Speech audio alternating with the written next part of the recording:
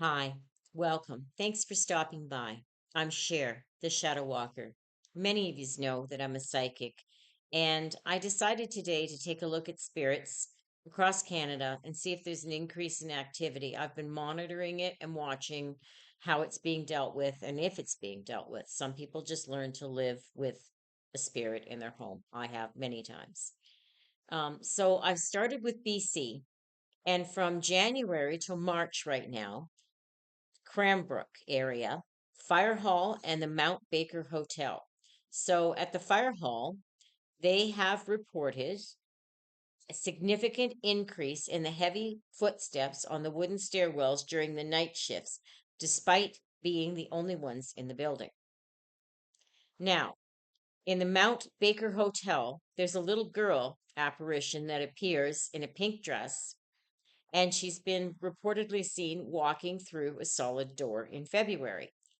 It also coincides with the fact that they have had a photo that flew across the room in front of the staff. Now, I looked into this photo, and the photo was of two little girls. So they do tours there. So if you're interested in something like that, it would certainly be something of interest to take in. Now, in Victoria, the Bastion Square corridor. I know about this area.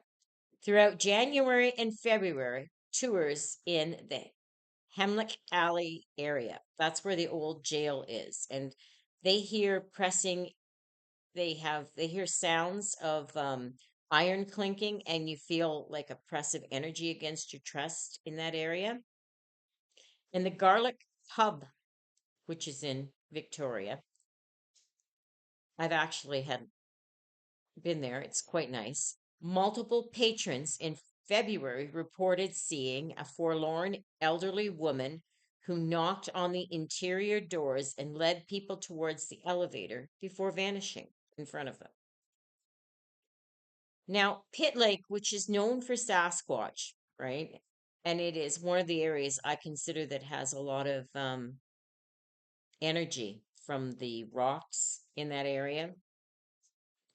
They've been hearing strange disembodied voices that mimic hikers.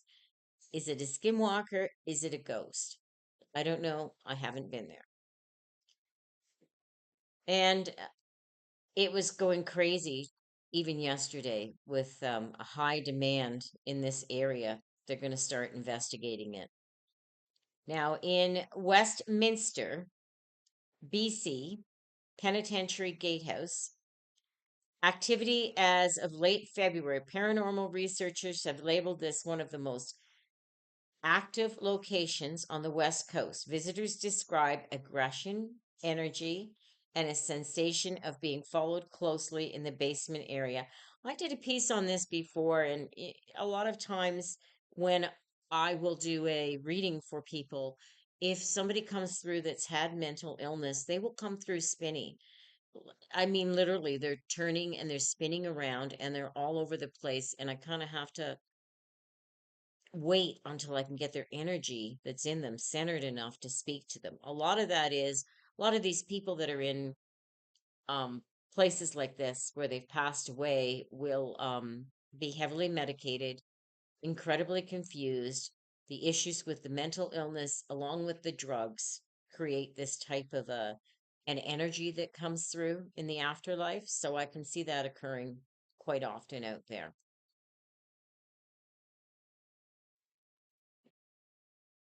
So in Alberta, at Heritage Park in Calgary, there's been an increase in spirit activity. As of March 18th, the park launched a specific series of spring ghost tours due to the spike in activity during the winter months.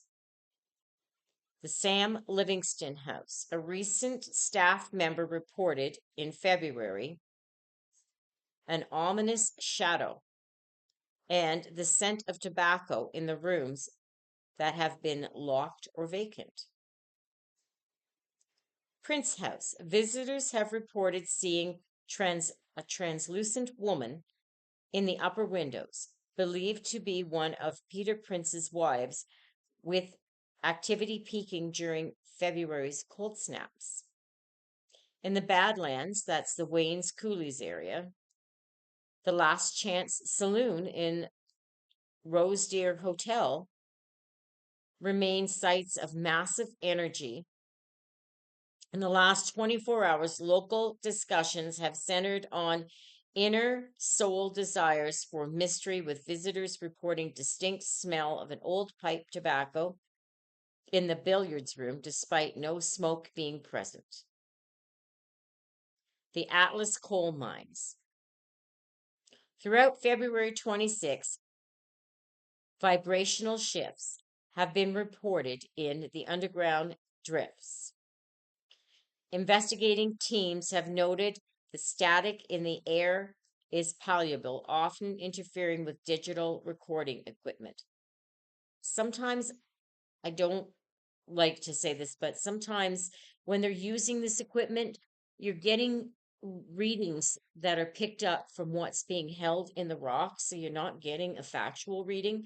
I'm sure there's a lot of energy there from coal mines. They have a tendency to do it when we're talking about rocks. Um, and it will be an interesting area. I'll have to take a look and go over there. Edmonton, the old Strathcona and U of A high level bridge. That's a high frequency level. In January and February 2026, several shadow figure sightings were reported on the bridge. These are often linked to the Spanish flu victims of 1918. A local lore suggests that the current flu of 2026 season, which has seen 255 deaths as of March 4th, is thinning the veil, causing residual spirit manifestation and more frequency. Well, that's not how it works. Sorry. What happens is when people die, you either are have the ability just to go directly to the light, as some people stay here, some people are confused and they hang around, and some people never leave, okay? But energies that you have in your body, in your soul, if they're incredibly positive or incredibly negative, are picked up by rocks, cement, whatever's around, any type of material that's like that, and it holds. So what they're feeling is the vibrations from that. McKay Avenue School is now an archive and a museum. This site reports rhythmic banging on the third floor, attributed to a spirit of a worker who fell during construction. Now, that is highly possible for something like that to happen, and the person hasn't passed on. Um, they're trapped thinking that they're not dead. That's like a panic situation. It's a sudden death. That's a very common occurrence.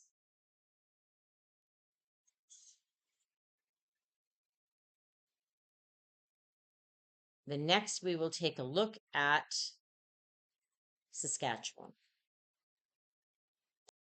Okay, in Saskatchewan, of course, there's the St. Louis Light Ghost Train, and that I've always tried to explain to people as a reverberation of activity that occurred, but in such a strong energy, you have to take into consideration something I haven't said, but the trains, there's a lot of iron that was used to make these trains and the tracks as well. So you're going to have that energy of what was there before still there. So that's what I call a vibration of that. Reports from February 2026 about the ghost train indicate that the lantern and a red light has been appearing more frequently and at higher intensities. So I guess they're still looking into that. And Gravelberg, the Covent School of Jesus and Mary. Haven't heard of that. This site has seen a spike in reports over the last 60 days.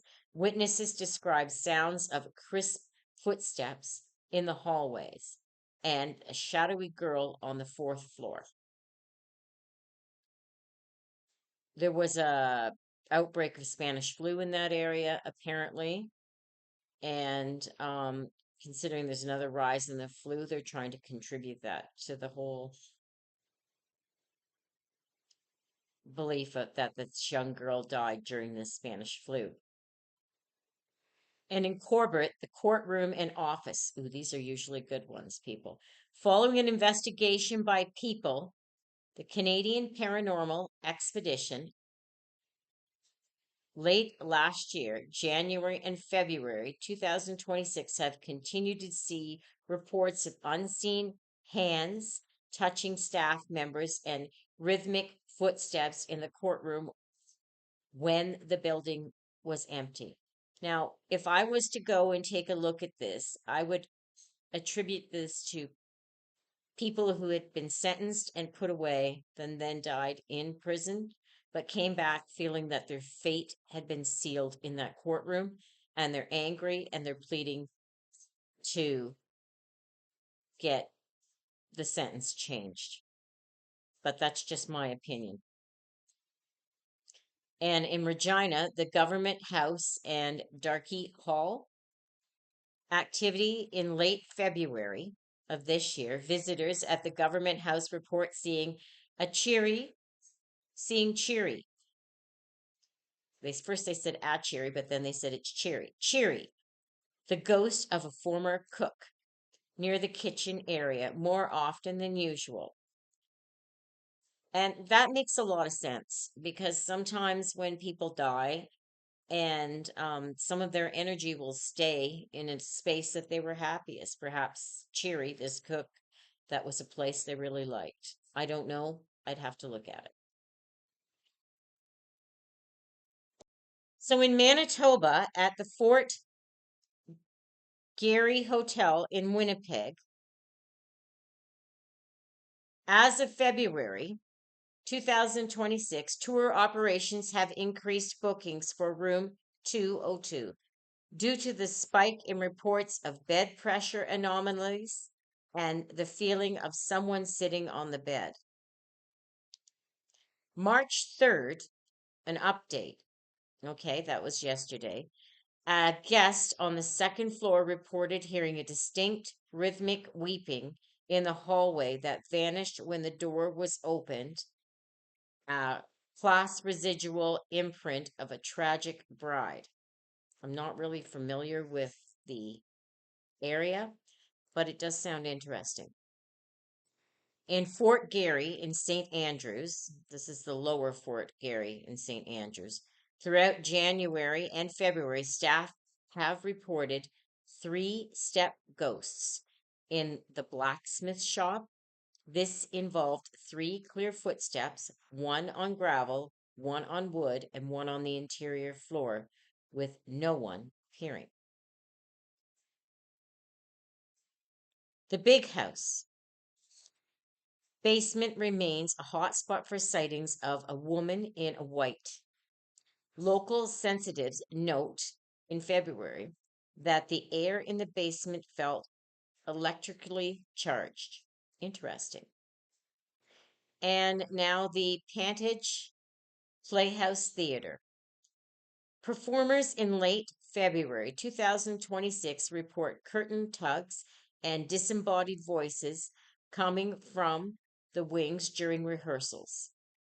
Kind of normal. People that are in acting like that on a stage, when they pass, they go back to what they love as spirits. Those spirits have a tendency not to go to the next parallel. They have a tendency to stay in this plane, this parallel plane, and they're happy just trying to help improve the acting. Falcon Lake in the Whiteshell region. While famous for the 1967 UFO incident, oh, I remember that one, early in 2026 has seen a rise in forest lice sightings. Could be drones, not sure. Local researchers discuss these as just not crafts, but sentinel lights or spirit orbs that track human movement through the bush. That's rather interesting. I really would like to go over there and have a look at that. And so the UFO experts publicly addressed the new government records, noting that Manitoba has a very rich history in unidentified objects dating back to 1792. This has triggered a surge in locals looking for concrete structures in the sky. Interesting. We're going on to next province is Ontario. In Ontario, there has been a surge in winterized hauntings and activities along the historic Great Lake corridor. You've got your conductors down there of your rocks. This is a natural occurrence when rocks conduct this type of energy, and they do. So, Ottawa, the Chateau, and the High School corridor. Throughout February, visitors at the Fairmont Chateau Laurier report a spike in elevated activity, specifically the sounds of phantom footsteps in the upper hallways. The infamous high school. Local investigators have focused on an undisclosed historic high school in Ottawa where shadowy figures were reported by custodial staff during the late night shifts in January and February. In Toronto, Black Creek Pioneer Village and the Annex. As of March 3rd, 2026, Black Creek Pioneer Village remains one of the most active sites in the province. Recent reports from February include disembodied whispers and physical items moving in the Burnwick house. A lot of things like that are common when you go to a place like Black Creek Pioneer Village and you're looking at antiques because objects can hold spirit reverberation in them, so you're going to get that type of activity, but it'd be quite interesting to see. The Mackenzie House in early 2026, researchers noted a reoccurring reappearance of a phantom printing press sound, often linked to intense political energy currently felt in the city.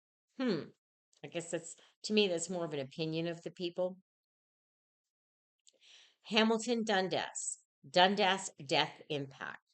Activity.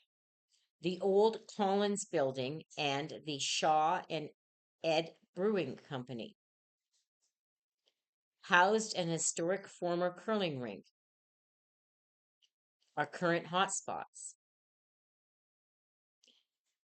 Disturbing death pack legend surfacing again in February 2026 with the sighting of a void-like silhouette, in the basement levels.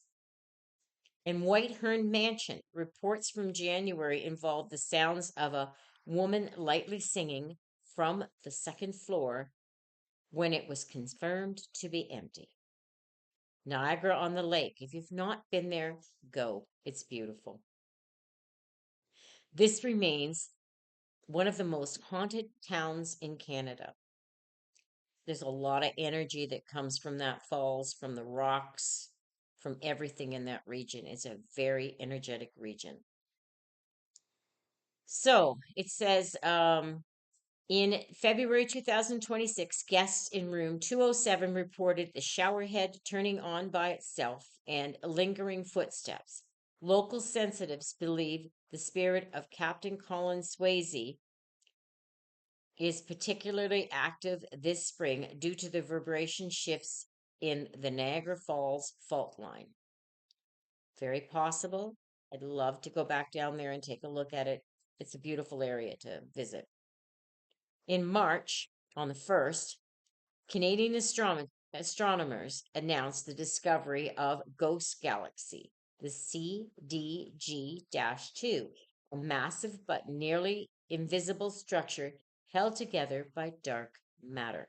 That's incredibly interesting. So in Quebec, urban hotspot for January to March, the old Quebec City. It's always been quite famous in that area for that. The Morin Center. Activity spiked in February 2026 with the night shift staff reporting unexplained shadows near the former site of the Hanging Gallows balcony. Wonder why. Cathedral of the Holy Trinity. Throughout January, witnesses reported hearing an organ playing by itself during off hours. This has been linked to Woman on the Balcony, who is reportedly more visible during the winter months.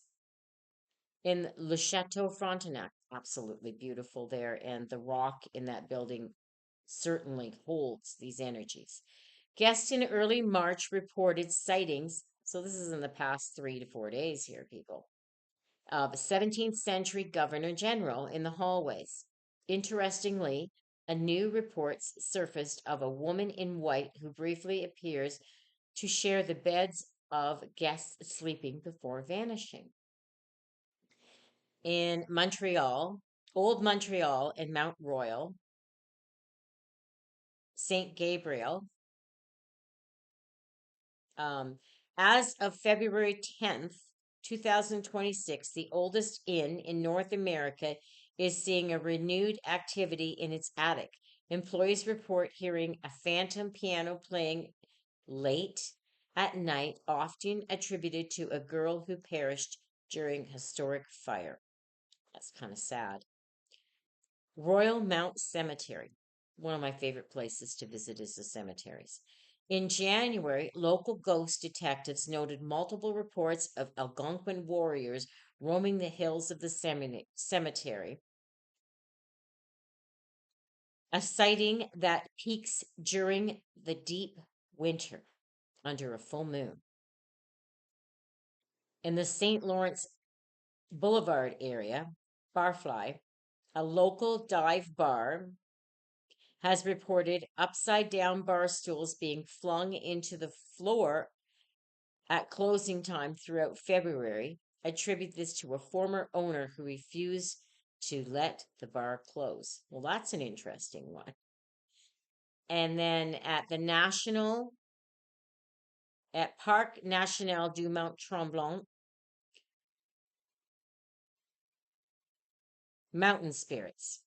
The region has experienced vibrational echoes in early 2026.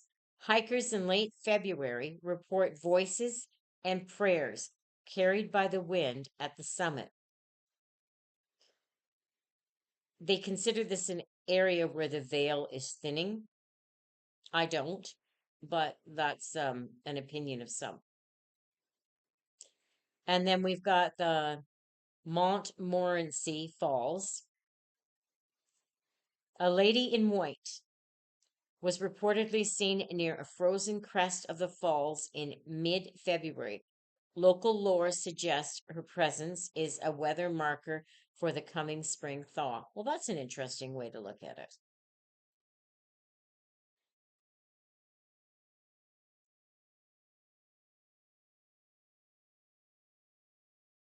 Now, they're talking about the Mount Tremblant as more than just ghosts, the mountain of the spirits. This geological battery that rumbles reports the mountain's bowels are often physical responses to frequencies of guardians moving through the Chick Chock corridor towards gas base. So they're saying basically that the Bigfoot is causing these rumblings with their energy. Activity sites and anomalies in New Brunswick.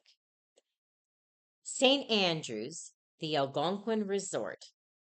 As of March 4th, so as of today, the resort remains a primary hotspot. Guests report in February a night watchman appearing on the fourth floor, specifically near the staff residence wing. The ball throwing child. A new report from late February describes the sound of a rhythmic thumping against the walls in the sub basement attributed to the spirit of a young boy. This site is currently running specialized ghost tours as activity has become more constant during 2026 winters. In St. John's, Imperial Hill Theatre and Fernhill, Imperial Theatre has reported unseen eyes in Golding Lounge throughout January and February. Performers have noted that the vibration of the theater feels more intense during rehearsals. So they're feeling a heavy presence in there. In the Fern Hills Cemetery, local researchers have noticed a watcher's presence in early February, lingering shadows near the gates that guides or observes those entering after dusk. Sure, that's possible. The Upper Valley, the Upper River Valley Hospital. Now, I've heard about this one and I've reported on it before. Unverified but compelling reports from patients in late February disguise a skeleton like figure standing near the nurse's station in the ER, visible only to those in high stress, right, or people that are going to pass over. Miramichi, French Fort Cove, and Skyway Lodge. So they have the Headless Nun, Sister Marie. Sightings were discussed in local lore circles in February, with witnesses reporting a silent black figure near the quarry. And the Skyway Lodge. Staff reports from early March mention an increase in poltergeist like activity in the bathroom, and the sounds of echoes seem to come from nowhere, with locals suggesting the site may hold 100 lingering imprints. Quite possible in these areas, quite possible. There's a lot of massacres done down there. Alberta County and Museum and Elgin. So, activity at the Alberta County Museum. The spirit of Tom Collins, convicted murderer, is reportedly active again. Paranormal teams visiting in February noted that a courtroom atmosphere felt oppressive and energetic. In the Elgin Caledonia Mountains, beautiful area, they have reported phantom singing in the woods during February. They just don't know where it's coming from. So, next in Nova Scotia and Halifax, the Citadel and Waterfront. As of March 3rd, the Citadel Hill remains a focal point for forerunner reports of omens heard before an event. Night guards in February report the sounds of a woman weeping near the dry moat, traditionally attributed to the spirit of Cassie Allen. Five Fisherman Restaurant. Staff report unexplained glass breakage and scent of sea salt in the upstairs dining room, formerly a funeral home, during the late night shifts in February. Of course, if it was a funeral home, there's going to be a hub of activity in there. Bedford Basin. Local reports of a light anomaly over the water in early March, described as a pale blue orb that moves against the wind. In Wolfville, beautiful area. Activity at the Seminary House. Facility reports disembodied voices and doors unlatching themselves throughout January and February. The baptized girl apparition has been reported multiple times near the back stairwell, sorry, during the current 2026 winter semester. In Lunenburg, the Gallo Hills and the Academy. So the Lunenburg Academy is currently seeing a spike in playful poltergeist activity in February. A witness reports seeing a young girl in the windows walks to the nearby inn, watching the harbor through the winter fog. Cape Breton. Broughton Ghost Town. Independent researchers visiting the abandoned mining town in late February 2026 captured a human like whispers on audio recording. Intensity. The voices seem to address investigators by name. Interesting. High level, mimicking cries. The event aligns with reports we have tracked in Manitoba and the Northwest Territories. In the Kejimkujik National Park, shadow walkers. So these are the Kiwis. There was an unverified report from early March, the past 4 days, of rhythmic drumming heard near the near an area at night. No specific source was found, but vibration was felt by the campers kilometers away. So I'd just like to say something. So living in that area, in the Kejimkujik area, I was 20 minutes from Keji. That's where I had a dogman sighting, and I had my first Bigfoot encounter, which was a class A. They classify these things.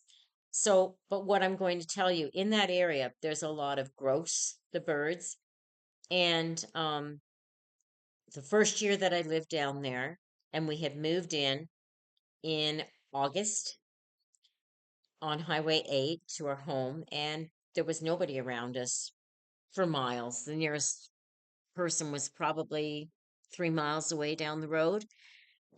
So we were what they called 100-mile woods. And I had my windows open and I had my big boy. At the time, I just had the one dog right then. And so Odin was a big guy, and I was hearing this ball bounce. I'm going to say we because he seemed to be responding to it too. And I thought, where is that ball bouncing from? I would look at him and think, did he throw a ball? Because if he wanted to play, he'd pick up a ball and he'd literally bounce it at you. Highly intelligent lab. But what I found was we had some grouse, the birds that were just slightly, well, still on our property, but back in the bush line.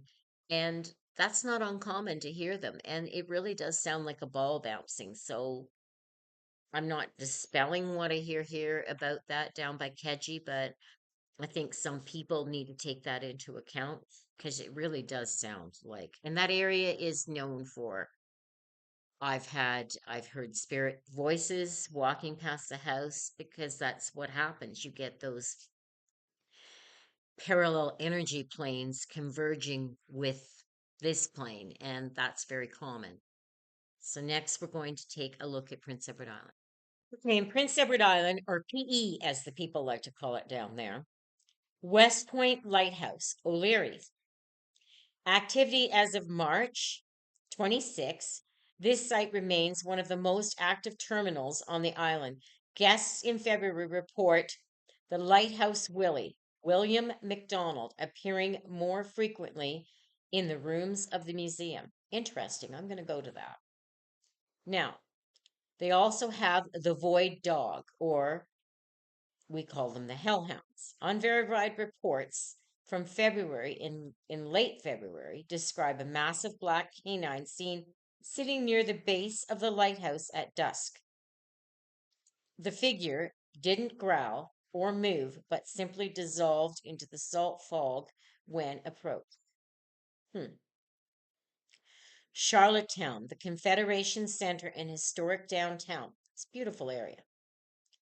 The ghost tours season has seen an early demand this year.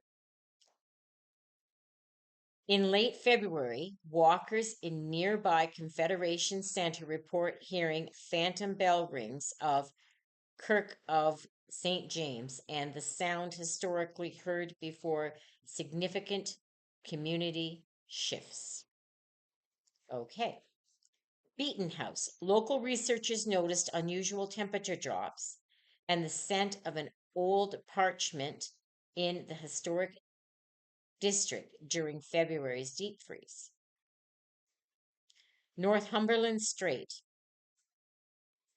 phantom ships activity. On February 14th, 2026, multiple witnesses on the shores report a burning glow on the horizon, while official maritime logs show no distress calls or incidents. The schooner on fire was cited by 3 independent groups. Well, that's a pretty good verification if 3 of them have seen it. Kingston, the haunted mansion. Well, the public Scream Park is seasonal local living near the property report unexplained light abnormalities in the upper windows during the last week of February.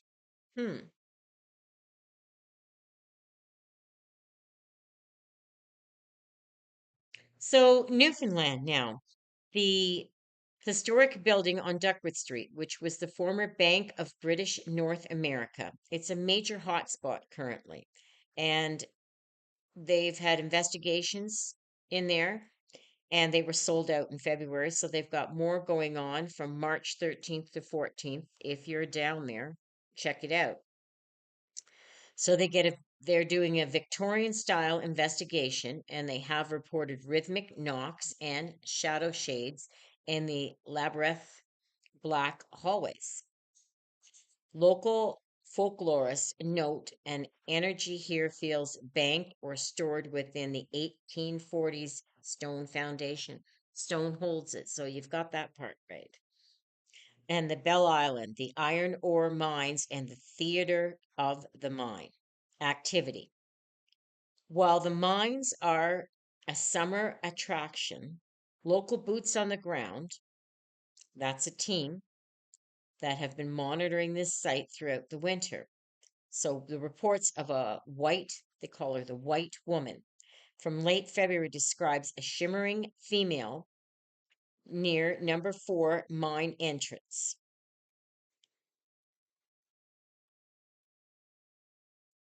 In the Bonavista Peninsula, or the Cape Bonavista, activity in February 2026, a resident reports a 30-foot serpent like creature with long neck near the lighthouse.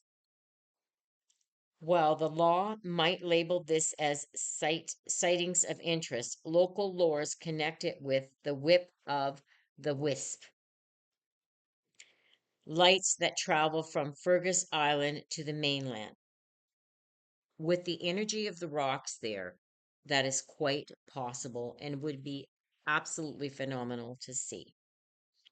And also in the Bonavista, they get the mimicking cries in the woods and they get beautiful songs that they hear from voices that lure people towards the edge of the cliffs. So, another mimicking cry. Is it a skinwalker or is it a ghost? So, in the Northwest Territories, the Nanny Valley, the Valley of the Headless Man. As of March 2026, the valley remains the epicenter of the Northwest Territories paranormal activity. In late February, bush pilots report unexplained light pillars near Funeral Ridge and Hell Gates. While the headhunters' stories date back to 1908, recent reports from February 2026 describe a heavy, static filled silence that precedes the sound of someone whistling a tune no one can identify. High frequency mimicking is what they're hearing.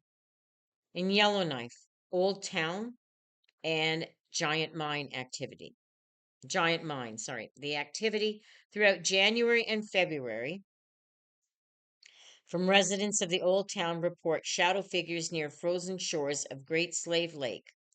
These often described as voids that are darker than the surrounding night. And the Wildcat Ghost. Patrons at the historic Wildcat Cafe, which maintains its 1937 structure, have noted a lingering presence in the kitchen during the winter maintenance period, involving sounds of moving pots when the building is empty. I When I was a teenager, I worked in a restaurant, and yes, I would go in very, very early in the morning, sometimes at 4 o'clock, and I was alone in there. I had my key to open it, and absolutely, you would hear things moving. And that was in Ontario.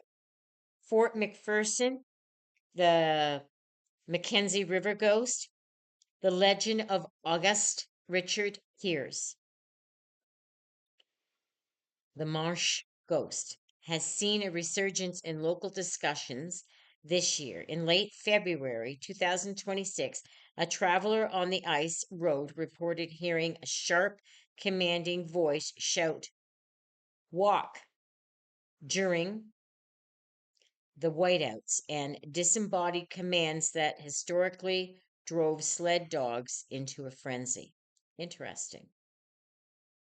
Hay River, the mimic, they call that the mimic corridor. In the last 24 hours, unverified reports from Hay River region described sounds of human chatter like coming from the tree lines at night. Unlike the southern provinces, these voices are reported to speak in garble or backward Candace candentations, which you may recognize. I do recognize that. I recognize that as vibrations. Um, that's my opinion on it. That's where you get a energy plane that shifts. And so people that lived here 100 years ago, 200 years ago, 500 years ago, you're going to hear those voices come through when that happens. That's a, they'll call it a thinning of the veil. I just call it a shift in the planes, in the energies. And you have to note that right now, there's a lot of uncertainty, even in Canada, with what's going on in the United States. And there's a lot of worry. And when people have worry, I'm not going to say fear because I think most Canadians are very strong willed people and we know what to do when we have to do it. That's all I'm going to say on that. We're all ready for that. But I do feel that the stress that is being put upon the people, whether it's financial or emotional stress, physical stress in some cases. There's a lot of increase at this time of year in all of those. And there's been a lot of deaths in a lot of areas from flus, from avalanches, from all kinds of things. People have passed away, accidents on the highways, um, and anything like that. If there's an influx of a massive death in an area, as there was at a school in BC, that energy shifts. And so there's a fear in that energy and it sinks into the rocks. And it's what you call a sudden death fear. And that sudden death fear can disperse in many different ways.